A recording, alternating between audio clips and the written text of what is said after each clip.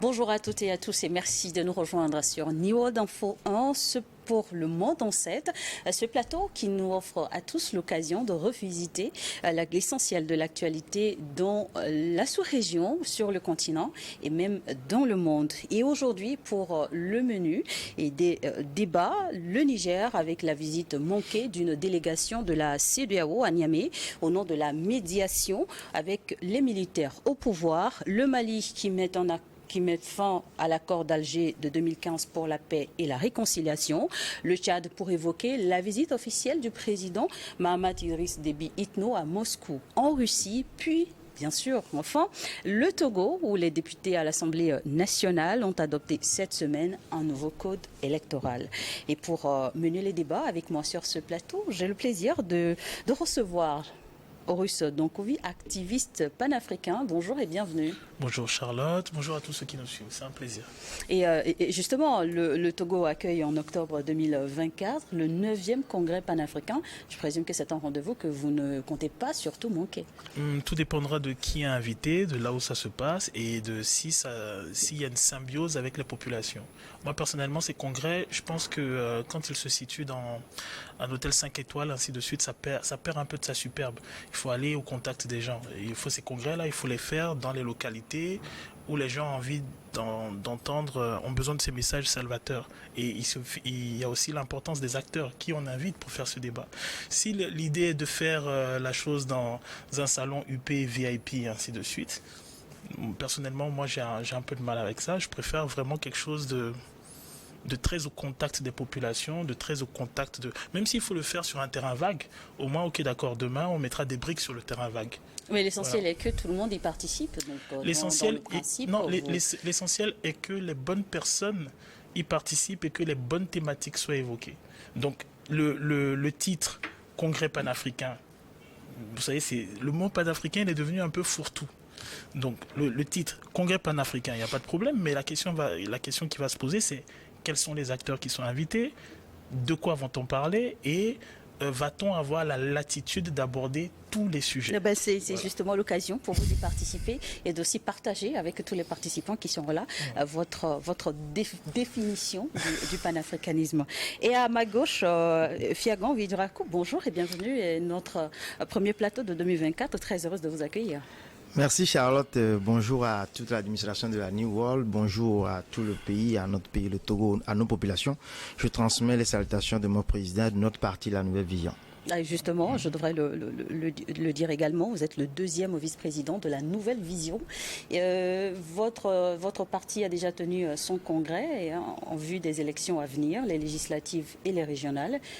À l'heure actuelle, vous n'attendez que le OK pour, en tout cas, le feu vert, la date officielle pour l'ouverture des campagnes pour vous lancer sur le terrain. C'est vrai, oui, nous n'attendons que la date, mais au même moment, il y a beaucoup de choses à faire sur le terrain. Vous savez, les populations togolaises, même si on donne souvent, ou bien on dit souvent le contraire, les populations togolaises ne sont pas toujours souvent prêtes à faire un choix. Quand on a faim, c'est difficile de faire un choix quand vous n'avez plus votre tête, parce qu'il faut avoir toute sa tête pour pouvoir faire un choix assumé. Mais des gens choisissent parce que tout simplement ils ont pris des sacs de mil, des sacs de riz, des t-shirts, de l'argent. Des gens choisissent pas parce qu'ils réfléchissent, mais tout simplement parce qu'ils ont été influencés. Donc il faut amener la population à être prête à faire un choix. Donc c'est un travail à faire avant les élections. Donc c'est vrai que nous attendons la CENI, nous attendons de pied ferme, nous sommes prêts, mais de ce côté-là, il y a quand même du travail à faire. Et je pense que tous ceux qui sont des acteurs politiques et ou des acteurs de développement dans notre pays sont conscients que ce travail-là, il faut vraiment le faire. Sinon, nous finirons par choisir des gens qui ne nous ressemblent pas, des gens qui ne défendront pas vraiment nos intérêts. Et je m'en vais profiter pour parler du panafricanisme de mon frère d'en face, pour dire que moi, ces derniers temps, il y a cela quelques mois, vous m'auriez interrogé sur le panafricanisme, j'aurais dit oui, je suis panafricain. Mais aujourd'hui, je tends plutôt à dire que je suis africain tout simplement, parce que panafricain, comme il a dit, c'est un fourre-tout. Il y a même nos dirigeants qui en parlent, il y a les opposants en parlent, les dirigeants en parlent dans tous les pays, on ne fait qu'en parler, c'est devenu un mot en vogue. Alors que nous savons très bien, nous tous, nous avons été à l'école, nous savons ce qu'on appelle panafricanisme. Mais aujourd'hui, ceux-là même qui crient panafricanisme, on les voit les soirs, on voit là où ils vont les soirs, là où ils vont passer leur week-end, où ils vont se soigner, tout ce qu'ils font dans ce panafricanisme-là. Donc oui, panafricanisme, mais il faut savoir comment le faire et qui le fait. Je suis d'accord avec lui pour le 9e congrès à venir chez nous à Lomé. Moi-même, si je suis dégagé, si le temps, mon agenda me le permet, on m'a venu, je compte y participer. Mais je compte y participer pour aller dire, cracher les vérités de notre population. À vous entendre, ce qui est sûr, le débat sera très riche. Oui. C'est donc du 29 octobre au 3 novembre 2024 à Lomé, la capitale togolaise. Le Niger, pour ouvrir le monde en 7 de ce samedi, les négociateurs désignés par la communauté économique des États de l'Afrique de l'Ouest, CEDEAO, pour poursuivre le dialogue avec les autorités nigériennes, avaient rendez-vous à Niamey le 10 janvier dernier. Rendez-vous qui n'a pas eu lieu, reporté. Et le deuxième round prévu pour le jeudi dernier, 25 janvier, non plus, n'a pas eu lieu. Qu'est-ce qui s'est passé? On va en parler. Une rencontre pour la médiation à Niamey reportée déjà à 2 fois. Qu'est-ce que cela vous inspire? Alors, au prime abord, je ne connais pas tous les détails, disons, tout ce qui justifie ce type de report, mais après, je trouve qu'il y a un manque de sérieux quand il s'agit de nos questions, parce qu'il n'y a pas eu de report quand il s'agissait des sanctions. Donc, je ne peux pas comprendre qu'il y ait des reports. Les sanctions ont été immédiates. Les sanctions ont été immédiates, la condamnation immédiate, menace d'atteinte à l'intégrité du Niger immédiate. Donc, pour des populations, pour un pays qu'on a essayé d'embastiller, moi ça m'étonne qu'au moment où il y ait des négociations pour améliorer les choses, on me parle de report. J'ose croire que la chose la plus importante justement est tout ce qui va permettre de réintégrer le Niger dans le concert des nations, en tout cas de la plus belle des manières. J'ai cru entendre que M. Doucet a pu y aller. Si M. Doucet a pu y aller, je ne comprends pas que les instances de ces groupes n'aient pu pas eux y aller. Je ne saisis pas. Alors justement pour nous replanter, nous remettre dans le contexte, cette réunion, cette mission devrait être composée de l'ancien président nigérien Aboubakar, des ministres sierra-léonais et béninois des Affaires étrangères, respectivement Timothy Moussa Kaba et Olusegun, Adjadi Bakari est le président de la commission de la CEDEAO, Oumar Touré. Le Togo également fait partie de cette délégation. Et seul le professeur Robert Doucet, ministre des Affaires étrangères, s'est retrouvé à Niamey. Et pour justifier donc l'institution qui présente ses excuses, dit on n'a pas pu être là en raison de problèmes techniques de l'avion que la commission avait affrété. Bon, ils sont sérieux. C'est pas un pays, hein. On parle de la CEDEAO. Il ne s'agit pas d'un pays. Dire qu'on ne peut pas y aller à cause d'un problème technique dû à un avion, voilà quoi. Parfois, c'est un peu tiré par... et surtout que M. Doucet, lui, a pu s'y rendre. Donc, moi, je trouve l'excuse un peu bizarre. C'est-à-dire, je ne comprends pas qu'on puisse être aussi intransigeant quand il s'agit d'appliquer des sanctions et après être aussi, aussi laxiste quand il s'agit d'aller négocier le rétablissement des relations avec le Niger. Surtout quand on sait que le Niger a quand même un poids économique dans la sous-région. Le Niger, actuellement, est une plateforme stratégique. On y a de l'uranium, on y a actuellement une exploitation d'hydrocarbures. On a toute la géopolitique mondiale qui s'excite à propos de ce territoire, les Américains qui y sont, les Russes qui veulent s'y installer, les Français qui veulent pas rien lâcher. Donc, à un moment, je trouve étonnant que l'on puisse être aussi radical. On n'a pas tergiversé, on n'a pas parlé de problèmes d'avion, de problèmes techniques quand il s'agissait d'appliquer les sanctions. Mais c'est des choses qui peuvent aussi arriver. Vous le disiez tantôt, Niamey est une plateforme... Alors, si cela devait arriver, ça sous-entend que tout le monde devait prendre... Vous m'avez parlé de problèmes techniques d'avion. Donc cela sous-entend que tout le monde devait prendre le même avion. Tout le monde. Alors si tout le monde devait prendre le même avion, comment se fait-il que le nôtre a pu prendre un autre avion et s'y rendre? Parce qu'il n'était peut-être pas à Abuja. On sait que le ministre Doucet était à la conférence de l'UNESCO à Paris cette semaine. Oui, peut-être qu'il a quitté Paris pour allier Niamey. Oui. Niamey est une plateforme stratégique, vous le disiez tantôt, mais tout de même sous embargo Et cet embargo, il faut le lever à un moment donné. Oui, il faut lever cet embargo, mais comme il a dit, la géostratégie mondiale se joue au Niger et au Mali, on est d'accord. Moi, je voudrais voir les choses un peu comme le Premier ministre de la Transition, Lamine, est en train de voir les choses. Il a dénoncé une mauvaise foi de la CEDEAO. Je suis tenté d'être d'accord avec lui parce que d'abord, ça a été reporté une première fois. Et le jeudi, oui, comme tu l'as dit, ça devrait avoir lieu. Sauf que, d'abord, la raison inventée, le facteur inventé, c'est qu'on a dit que les autorités nigériennes n'ont pas donné les autorisations nécessaires à l'avion pour son atterrissage. C'est les premières raisons inventées, du moins avancées. Et ensuite, c'est le premier ministre malien qui est sorti maintenant pour animer une conférence de presse, un point de presse au Niger. La presse internationale et nationale était là pour leur dire que voilà, que la CEDEAO a menti. Et voici les preuves que les autorisations nécessaires ont été accordées à l'avion, donc aux autorités nigérianes pour que l'aéronef puisse atterrir à Niamey. Et qu'ensuite, la CEDEAO sorte maintenant un communiqué pour dire qu'il y a eu un problème technique. Alors, on est en face d'une mauvaise foi, une grande mauvaise foi.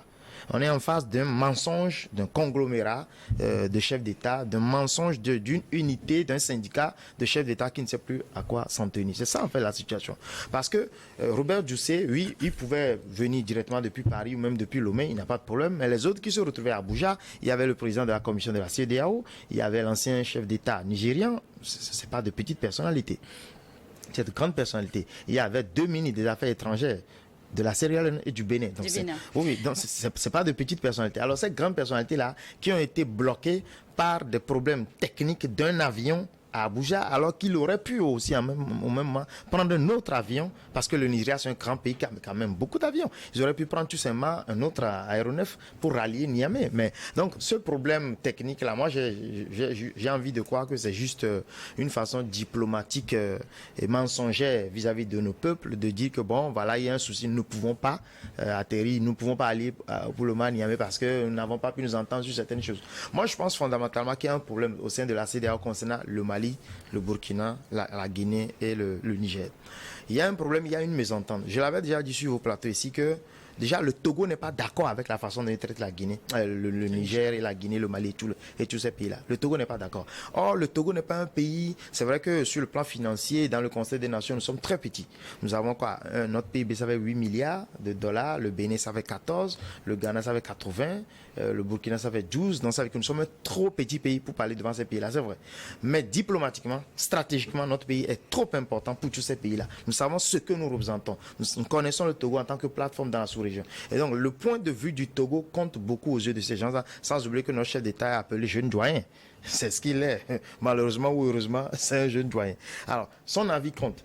Dès lors que le Togo dit « je ne suis pas d'accord », ça pose un problème certain. Et le Togo n'est pas le seul pays à ne pas être d'accord avec la façon dont la CEDEAO traite le Niger. Et donc, je pense qu'à propos de ces traitements réservés, il y a eu des accords entre les médiateurs.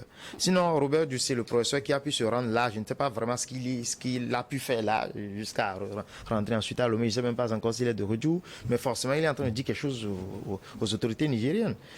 Donc, il y a quand même une discussion qui est en cours. Justement, est-ce qu'il y a eu une réunion entre seul le professeur Robert Dussé? Une chose est sûre. Rien n'est certain, mais tout de même, les deux hommes, avec son homologue nigérien, ils ont tenu une conférence de presse. Et c'est justement au cours de cette conférence de presse que le ministre des Affaires étrangères du Niger, Lamine Zeine, a déclaré, a dénoncé une mauvaise foi, de la part de la CEDEAO. Tout de même, pour rappel, la première rencontre du 10 janvier qui a été reportée, c'est sur demande des autorités nigériennes, parce qu'on devrait aussi tenir un dialogue national. Et il fallait qu'ils se mettent d'accord. Aussi, au final, n'a pas eu lieu avant le 25. Mettons que le problème dans ce genre de choses, c'est qu'on n'a pas tous les éléments. Après, comme je disais, je pense que le problème du Niger, c'est que, si vous voulez, c'est un Rubicon franchi. Le Niger a montré à quel point la CEDEAO était fragile, à quel point il y avait des antagonistes. Et je pense que ce sont ces antagonismes-là qu'on est en train de voir. C'est-à-dire les gens ne s'entendent pas sur la question du Niger, sur comment la traiter. Et je pense qu'il y a peut-être quelque chose qui est de l'ordre de la querelle de leadership. Bien avant le problème du Niger, le leadership semblait venir de la Côte d'Ivoire. Après, on a eu le président du Nigeria, qui semblait, lui, tenir à ce leadership pour mettre son pays en avant. Et on remarque que le Togo a damé le pion aux deux pays. On a eu d'abord le problème du Mali avec les soldats ivoiriens. Après, on s'est retrouvé avec le Togo pour la question malienne, le Togo pour la question nigérienne, et ainsi de suite. Et donc, je pense que au niveau de la CEDEAO, il y a quelque chose qui est de l'ordre de l'infantile, où on est dans des querelles de leadership, où on est dans des querelles de positionnement géostratégique des pays en termes d'influence dans la sous-région.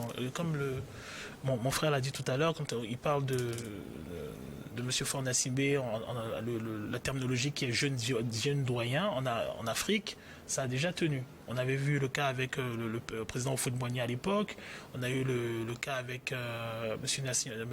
Gnassingbé Yadema à une époque, et là, effectivement, on a encore ce paradigme africain qui est de dire, mais j'ai beaucoup plus d'informations que vous n'en avez, je suis au pouvoir beaucoup plus longtemps que vous, j'ai un carnet d'adresses qui est peut-être beaucoup plus élastique que le vôtre, et donc je peux, moi, me prétendre à une certaine...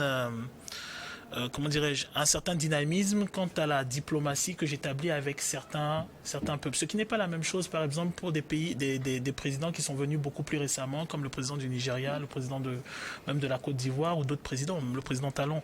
Donc, je pense qu'il y a quelque chose qu'on ne nous dit pas. Au Niger, effectivement, il y a un processus qui doit être enclenché, celui qui est de ramener la démocratie à des choses beaucoup plus normales. Mais je pense qu'au niveau de la CEDEAO, il y a un schisme, il y a une réelle dissension qu'on ne dit pas. Parce que sinon, ce n'est pas possible que le chef de notre diplomatie se retrouve dans une conférence de presse où un de ses collègues va dénoncer devant la presse la CEDEAO. Alors qu'à la base, il est dans la délégation. Il est de la délégation de la CEDEAO. Donc si il accepte d'être présent à cette conférence de presse où on va mettre à nu la propre délégation à laquelle il était censé appartenir, c'est qu'il y a un réel problème. Il y a un réel problème. L'échec des présomptions de la CEDEAO téléguidées par tout un ensemble de groupes quant à une intervention au Niger, je pense, a laissé de profondes blessures. Et il va falloir reconstruire cette CEDEAO-là. Je ne sais pas s'il faut... On a eu le cas avec l'OUA. À un moment, on a cassé pour faire l'UA. Je pense qu'il serait judicieux de penser à reconstruire une nouvelle CEDEAO avec peut-être un nouveau paradigme, un nouveau type de process et ainsi de suite. Parce qu'actuellement, ça ne va pas. Ça ne va absolument pas. C'est-à-dire chaque semaine avec son information contraire. Un président béninois qui à un moment est pour les sanctions, maintenant il veut des négociations. Un président ivoirien qu'on n'entend carrément plus, qui était va-t-en-guerre. Un président sénégalais qui était va-t-en-guerre qu'on n'entend plus. Alors que dans la sous-région, de façon économique, ce sont les leaders, le Sénégal et la Côte d'Ivoire, le Nigeria. Alors, la jeunesse de l'histoire, justement, depuis le coup d'État au Niger en juillet 2023, visiblement des difficultés en interne au niveau de la CEDEAO, tout le monde en parle, vous l'évoquiez encore tantôt, mais si de l'autre côté, c'est Niamey peut-être qui peine à raccorder ses violons avec l'institution sous-régionale? Moi, je pense qu'il faut évoquer les deux hypothèses. D'abord parce que quand j'ai suivi le discours de Lamine Zen, le premier ministre de la transition, j'ai compris que d'abord il a sorti le mot souveraineté vis-à-vis de la CEDEAO et vis-à-vis de la région. Donc pour lui, le Niger est encore inféodé, le Niger est encore colonisé en griffe par les pays occidentaux et d'autres pays encore africains qui tentent de coloniser le Niger au nom de ces puissances occidentales. Donc ça veut dire que le Niger ne veut réellement pas s'accorder avec les pays de la sous-région ou les pays de la CEDEAO comme ces pays le voudraient. Du moins, le Niger ne veut pas s'accorder avec la CEDEAO comme l'institution, elle, le voudrait. Et du côté de la CEDEAO aussi ne voudrait pas s'accorder avec le Niger comme le Niger aussi le voudrait. Donc forcément, il y a des accords. Je reviens un peu sur la présence du professeur Robert Doucet. J'ai l'impression, c'est la lecture que je fais, j'ai l'impression que il y a plutôt deux groupes d'émissaires qui ont été envoyés au Niger et non pas une délégation. Le Le premier groupe est composé de l'ancien président, le général Aboubakar, et les deux ministres sierra-léonais et béninois, et le président de la commission. Et il y a un autre groupe d'émissaires, c'est le professeur Robert Ducé et tous ceux qui ont ces protocoles, ceux qui ont voyagé avec lui. J'ai l'impression que c'est quelque chose comme ça. Sinon, si vraiment la délégation a échoué, a échoué dans son arrivée à Niamey, a échoué, donc la délégation n'a pas pu atterrir à Niamey, mais normalement, son note de mission devrait être annulée. Il n'avait plus rien à faire là. Mais il est resté là, il a pu échanger proprement avec le Premier ministre, avec les dirigeants nigériens, ils ont échangé de tout et de rien. Ensuite, s'en est suivi une conférence de presse et peut-être que c'est maintenant qu'il est rentré à Lomé. Mais ça veut dire que lui, il a eu quand même un travail à faire. Un travail dont il a eu le mandat du chef de l'État togolais, notre chef d'État. On est d'accord? On peut reprocher beaucoup de choses à Faure Gnassingbé sur le plan national, mais sur le plan international, c'est que sur le plan diplomatique, il y a très peu de choses à lui reprocher aujourd'hui dans la sous-région. Ok, son bilan est défendable. Sur le plan national, oui, on peut crier. Il y a vraiment beaucoup de choses à dire sur le plan national. Mais sur le plan international, dans le cadre de la diplomatie offensive, de la diplomatie proactive qu'il est en train d'établir dans la sous-région, il y a très peu de choses à dire. Il a réussi aujourd'hui à avoir de bonnes relations avec ses chefs d'État là, à Oma, où les chefs d'État Ouattara et autres ne sont plus en odeur de sainteté. Aujourd'hui, Ouattara se rendrait à Niamey, presque personne n'irait l'accueillir. Il serait, c'est quelqu'un il n'est pas voulu à Niamey. Alors que Faure Gnassingbé et tout autre Togolais irait à Niamey, on sera accueillis comme des rois, comme des héros. Donc il y a un sérieux problème là dans le désaccord qu'il y a entre les deux États. Je pense que c'est peut-être l'heure pour la CEDEAO, nous l'avions déjà dit plusieurs fois, c'est l'heure pour la CEDEAO de revisiter sa manière de faire et de revisiter ses relations avec les États. Parce qu'aujourd'hui, c'est le Niger, c'est la Guinée, c'est le Mali, mais demain, ça pourrait encore être d'autres pays. Aujourd'hui, plus personne n'a confiance en la CEDEAO. La CEDEAO elle-même, elle a travaillé, elle s'est appliquée à se discréditer. Elle a bien travaillé à cela. Elle n'a jamais travaillé à soigner son image. Elle a travaillé et s'est appliquée soigneusement à écorcher son image, à faire en sorte que les peuples ne l'acceptent pas. Aujourd'hui, tous les peuples se disent que c'est juste un syndicat des chefs d'État. C'est un syndicat financé à coût de millions d'euros et de dollars par les pays occidentaux. Et donc, ça rime à quoi finalement la CEDEAO? Évoquons les objectifs, en tout cas de ces réunions, qui ont déjà été reportées à 2 fois. C'est pour négocier la levée des sanctions imposées au pays après le coup d'État. Alors, bon, les sanctions, encore faut-il... est-ce qu'elles ont réussi, ces sanctions? Je n'ai pas la sensation que ces sanctions aient réussi. Elles n'étaient pas très réalistes, surtout que, à mon sens, elles pénalisaient les pays qui eux-mêmes prétendaient les émettre. La chose la plus ridicule que j'ai trouvée lorsque l'on a établi ces sanctions, c'est qu'on avait l'impression que des États africains acceptaient de se saborder économiquement avec la promesse que d'autres États viendraient les secourir financièrement. Ça n'a pas de sens. C'est comme si... je prends par exemple le cas du Bénin. Vous fermez les frontières, vous sabordez une partie de votre économie et on a l'impression que vous le faites parce que vous avez entre griffes des alliés qui présument de pouvoir vous aider financièrement si vous maintenez ces sanctions. Ça n'a pas de sens. Il s'agit de votre voisin direct. Vous n'avez ni la possibilité militaire, ni la possibilité économique ou financière, ni stratégique même de poser un embargo sur lui. Ça n'a aucun sens. Maintenant, on dit on va discuter pour le rétablissement pour enlever un certain nombre de sanctions. En réalité, quand on a établi les sanctions, tout le monde s'est arrogé le droit de les contourner. Tout le monde les a contournés. Quand on a mis les sanctions, le Togo a trouvé les moyens de faire du commerce avec le Niger. Les populations du Bénin, actuellement, il y a tout un marché au noir qui s'est développé autour. Le Nigeria, la même chose. Les gens continuent à faire leur commerce. Mais il faut toujours normaliser la situation. J'ai pas la sensation que l'aéroport de Niamey n'a plus aucun avion. Les gens sortent de son pays et ils reviennent.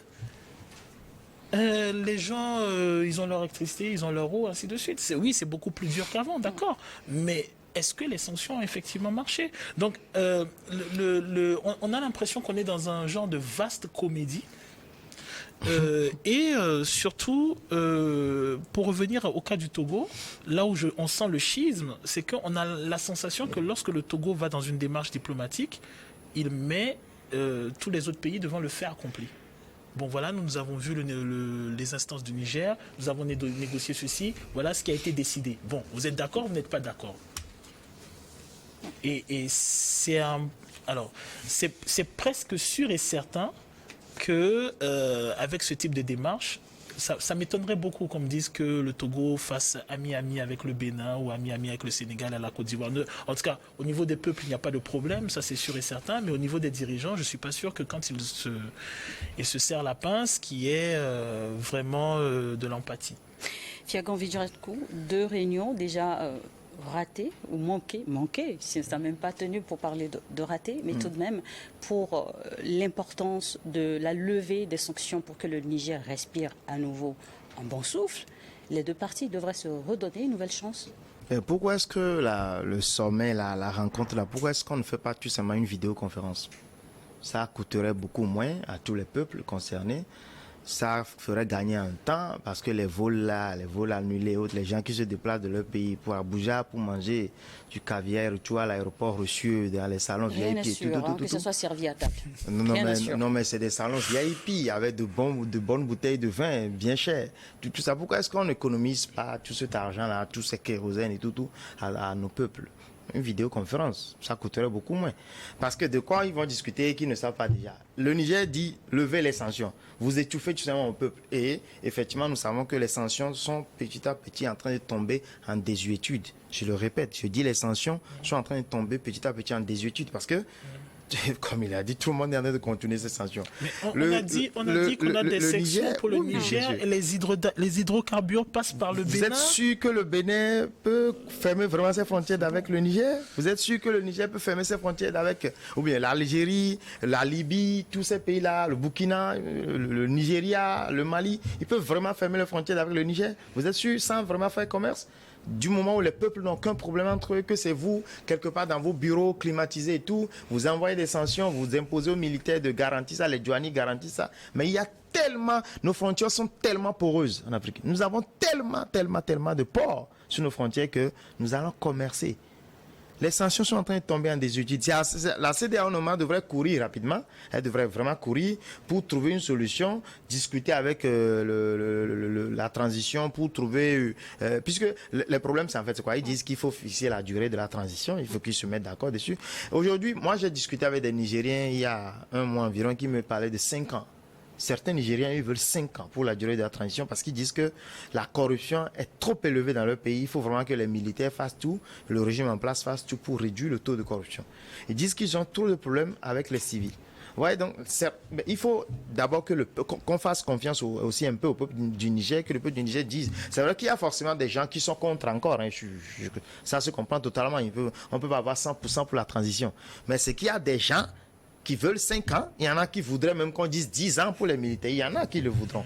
Donc il faut vraiment trouver le juste milieu pour que la CEDEAO ne devienne pas plus ridicule qu'elle ne l'est déjà actuellement. Parce qu'actuellement, nous sommes face à ce ridicule-là que construit la CEDEAO.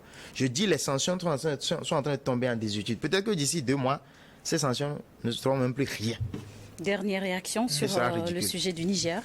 Bon, mettons que on a des pays comme le Niger, le Mali, la Guinée, auxquels on a demandé un programme de transition. Ce qui est légitime, parce qu'effectivement, il faut que fondamentalement tout revienne au peuple. Que ce soit le Burkina, le Niger, le Mali, la Guinée, ainsi de suite. Il faut que le peuple puisse choisir s'il maintient au pouvoir des civils ou des militaires, s'il choisit entre les militaires... une élection. Tout à fait, à travers une élection. Ça, c'est tout à fait légitime. Et ces pays-là, il faut les accompagner. Il faut les accompagner. La démarche qui consiste à suivre les trompettes d'autres pays en présumant de leur pouvoir financier, de leur pouvoir militaire, oui, ils vont nous accompagner, nous allons envoyer des troupes, et ainsi, mais qui va envoyer? Dès le début, on savait que ça ne tiendrait pas. Donc, moi, ce qui me fait de la peine, c'est que dans cet élan va-t-en-guerre, mais la CEDEAO a perdu le pouvoir qui lui permettait un temps soit peu de dire à ces pays, fixez-nous un programme de transition. Actuellement, la CEDEAO n'a même pas le poids qu'elle avait à la base des frictions. Avant, elle aurait dit, non, donnez-nous un programme de transition, on ne veut pas 5 ans, donnez-nous 3 ans, tout ça, les gens auraient... Là, maintenant, on a l'impression même qu'elle n'est même pas écoutée.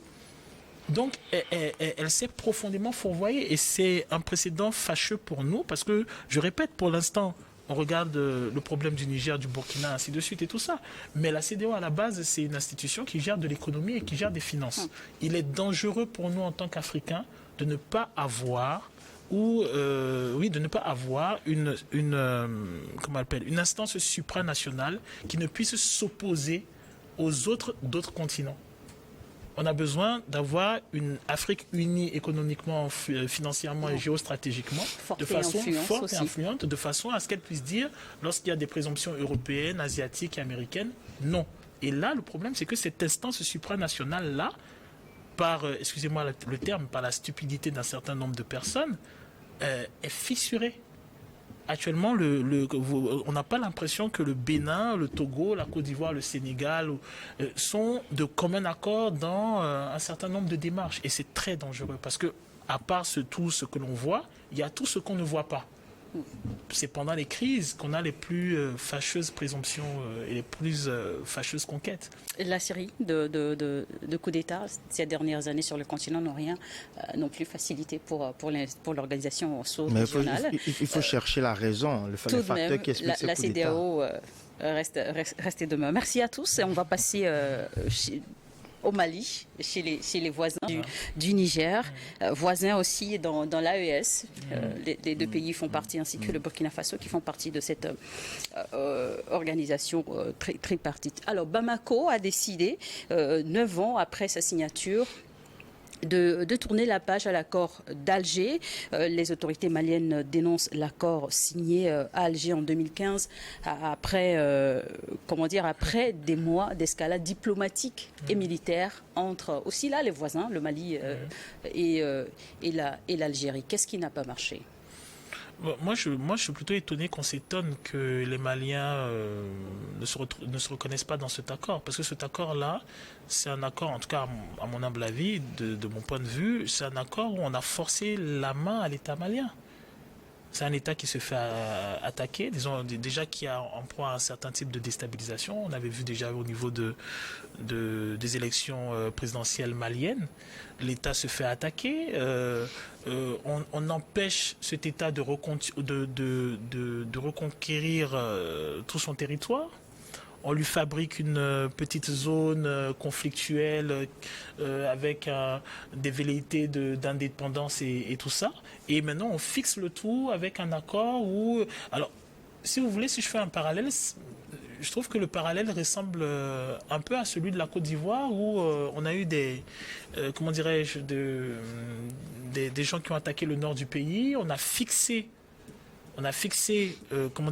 une zone tampon et après maintenant, il fallait négocier, il y a un accord, on n'a pas le droit d'aller dans telle zone du pays pour faire ceci ou ceci, tout est réglementé, tout est régenté, on dit la communauté internationale et au final le problème ne se résout pas. Pour que ce problème soit résolu, il a fallu encore on a fait sauter Babo. Bon, je passe le détail, je digresse, mais pour le Mali c'est pas différent. Jusqu'à présent, on ne comprend pas pourquoi on a maintenu Kidal comme cela et on a donné alors qu'il puisse avoir des groupes qui réclament un certain nombre de choses pour leur population, ce n'est pas un problème. Mais pourquoi veut-on remettre l'intégrité de ce territoire-là ? C'est là où ça n'a pas de sens. Pourquoi veut-on le diviser ? Il faut tout de même, dans un pays, centraliser le pouvoir. L'accord d'Alger signé, le pouvoir, mais on peut pas. Il y a le nord Mali qui a donc justement, quand on se rappelle, n'avait pas aussi participé au dernier référendum.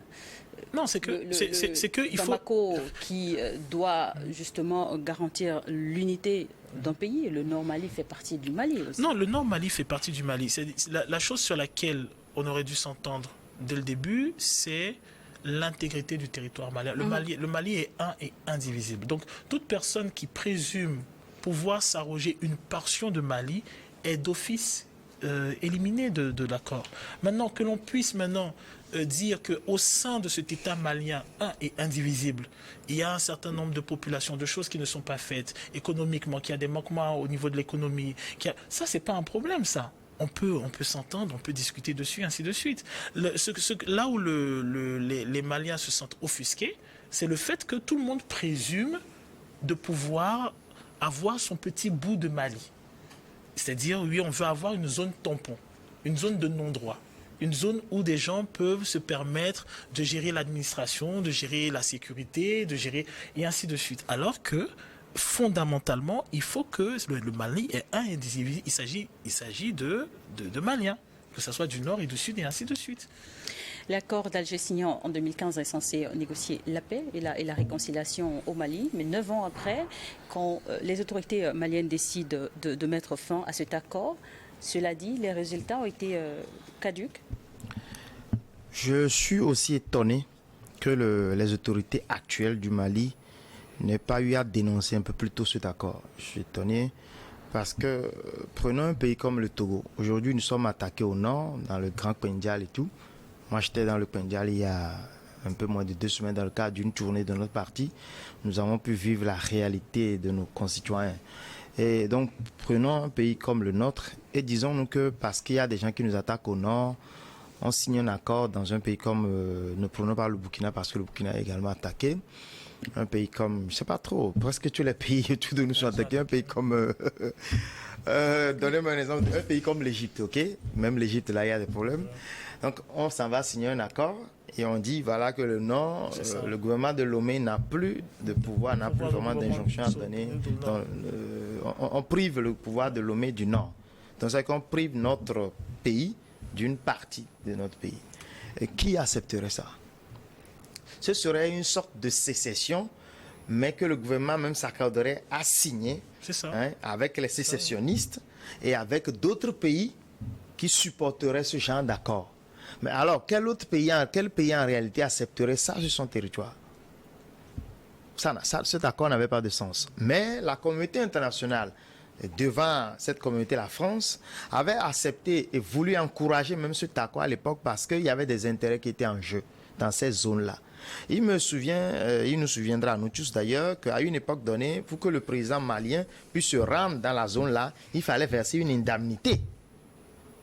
Je crois avoir lu ça quelque part. Il fallait verser une indemnité à ceux qui dirigent la zone-là. Donc ça veut dire que c'est un État dans un État, en fait. Un État dirigé par entre griffes des terroristes. Des gens qui s'attaquent au gouvernement central. Des gens qui s'attaquent à l'État malien. L'État malien est un et doit rester un et indivisible. Mais s'il y a des gens encore au Mali qui s'opposent à ce gouvernement central, et pas qui s'opposent sur des questions sociales, sur des questions financières, sur des questions économiques, mais qui demandent carrément une sécession, qui demandent à installer un gouvernement dans un autre gouvernement, mais on a un problème. Donc moi je suis surpris que les Maliens n'aient pas dénoncé un peu plus tôt cet accord. Aujourd'hui qu'ils le font, il faut plutôt, je pense, maintenant les aider, surtout que leur armée a réussi à gagner quelques places. Donc Kidal. Oui, et c'est très important. Il faut maintenant encourager le gouvernement malien à reconstituer son intégrité territoriale. C'est important. D'où le dialogue annoncé, un dialogue inter-malien annoncé. C'est une alternative pour justement concrétiser. C'est un impératif. Mais certains ont pris goût, n'oublions pas. Les sécessionnistes ont pris goût. C'est un impératif. C'est-à-dire, c'est pour ça que je dis, la première condition, la condition sine qua non, c'est que tout le monde reconnaisse que le Mali est un et indivisible. Du moment où on reconnaît que le Mali est un indivisible, cela sous-entend que les Maliens doivent s'asseoir à une table et maintenant décider de comment va être géré ce pays de façon à ce que toutes les populations puissent tirer parti des avantages, des richesses, des projections qui sont faites pour ce pays. Maintenant, là où se situe le vice de l'accord d'Alger, c'est que d'autres pays comme l'Algérie, d'autres pays voisins, ainsi de suite, qui ont participé à cet accord-là, se sont tout à fait accommodés du fait qu'il y ait une zone de non-droit du moment où leur pays, eux, parce que ça les protégeait contre la guerre qui pouvait entrer chez eux. Du moment où eux, ils sont protégés, il n'y a pas de problème. L'Algérie, par exemple, était protégée. Alors, moi, ce qui me gêne, c'est que l'Algérie aurait pu aider le gouvernement malien à reconquérir Kidal et à chasser les terroristes. Elle ne l'a pas fait. Elle n'avait pas envie d'investir dans cela. Elle n'avait pas envie de perdre des hommes ou de perdre de l'armement ou tout ce que l'on pourrait savoir, parce que de toute façon, ça coûte de l'argent. Donc, un certain nombre de pays, tant que eux, à leurs frontières, ils n'ont pas de problème, tant qu'ils n'ont pas de terroristes chez eux, tant qu'ils arrivent à contenir, à poursuivre leurs projections économiques et financières, ils ne se soucient pas du Mali. Et c'est là où le Mali est obligé de taper sur la table parce que dans ce qui s'est passé, c'est grave quand même. Un État, on est parti signer un accord dans un État. Cet État maintenant, bien qu'il sache que cet accord est injuste et qu'il ne l'aurait jamais accepté lui-même, cet État s'arroge même le droit de prendre des personnes du pays et d'en faire des c'est justement parce que dans son communiqué dans le communiqué lu à la télévision d'État par le colonel Abdoulaye Maïga, porte-parole du gouvernement installé par les militaires, il évoque je cite, le changement de posture de certains groupes signataires, mais aussi les actes d'hostilité et d'instrumentalisation de l'accord de la part des autorités algériennes. On sait que l'Algérie était le chef de file de la médiation. Mais bien sûr, parce que l'Algérie a un passif tumultueux avec les islamistes. L'Algérie a connu, il y a eu une guerre en Algérie. Et donc l'Algérie tient énormément à un certain nombre d'équilibres au sein de la sous-région et ainsi de suite. Donc tant que le Mali et l'Algérie convergeaient vers les mêmes projections, il n'y avait pas de souci. Mais du moment où l'Algérie se dit qu'on peut s'accommoder d'un Mali partitionné, d'un Mali faible, du moment où on n'attaque pas son pays, là, il y a un souci. Du moment où l'Algérie va infantiliser le gouvernement malien actuel au point de choisir au sein de cette population des personnes qui plus ou moins seraient, meilleures pour parler, mais ça n'a pas de sens. Ça n'a pas de sens. Je ne crois pas que l'Algérie aurait accepté... On est en train de marcher un peu sur la souveraineté du Mali. Oui. Et c'est un autre pays africain qui le fait. Voilà. L'Algérie n'aurait pas accepté que le gouvernement malien aille piocher dans un certain nombre d'activistes algériens pour venir négocier à Bamako je ne sais pas moi, l'équilibre du sud algérien. Mais jamais ils n'auraient accepté. Ça aurait été même un casus belli. Déjà que les Occidentaux le font avec nous, et autoriser qu'un pays africain le fasse avec un autre pays africain, c'est dramatique. On voit le cas du Mali et on voit le cas des frictions entre le Maroc et l'Algérie au niveau de la question. Justement, est-ce qu'il y a crainte justement que les rapports, les relations diplomatiques entre les deux pays, le Mali et l'Algérie, oui, ça s'effrite déjà. Parce qu'au début, les relations étaient plus ou moins stables, surtout après le coup d'État, c'était stable. L'Algérie était prête à aider le Mali, avec les histoires les sanctions qui tombaient un peu partout de la France et tout. L'Algérie était plutôt prête, avec le blé, l'Algérie, tout. Il y a l'aide et ça marchait. Mais maintenant, avec cette histoire-là, oui, ça va s'effriter parce que moi, je pense que c'est surtout parce que l'Algérie ne s'est pas très bien comportée. L'Algérie n'a pas été gentleman vis-à-vis de son voisin. Algérie, comment est-ce que vous pouvez, toute Algérie que vous êtes, vous pouvez vouloir votre stabilité au point de déconstruire la souveraineté de votre voisin. Parce qu'en réalité, un Mali prospère, un Mali souverain est un bon atout pour l'Algérie. L'Algérie a oublié ça.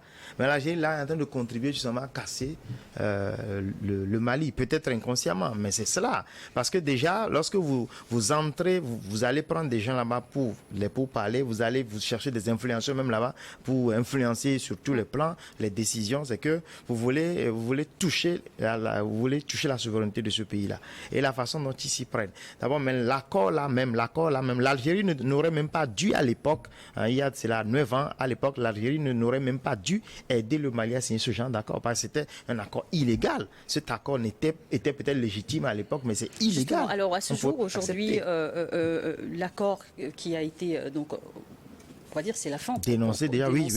Les autorités maliennes ont donc mis fin à cet accord-là. Oui, ça sera même plus discuté, je pense. C'est de faire en sorte que le dialogue intermalien annoncé. Oui, il faut maintenant que le dialogue passe. Il faut que le dialogue porte des fruits pour que les militaires au pouvoir remettent en place maintenant un Mali uni. Vous en espérez aussi ce dialogue? En fait, il ne s'agit pas d'espoir, c'est que c'est un impératif. La chose est simple, c'est-à-dire où le Mali arrive à s'unir, ou soit il retourne dans un conflit.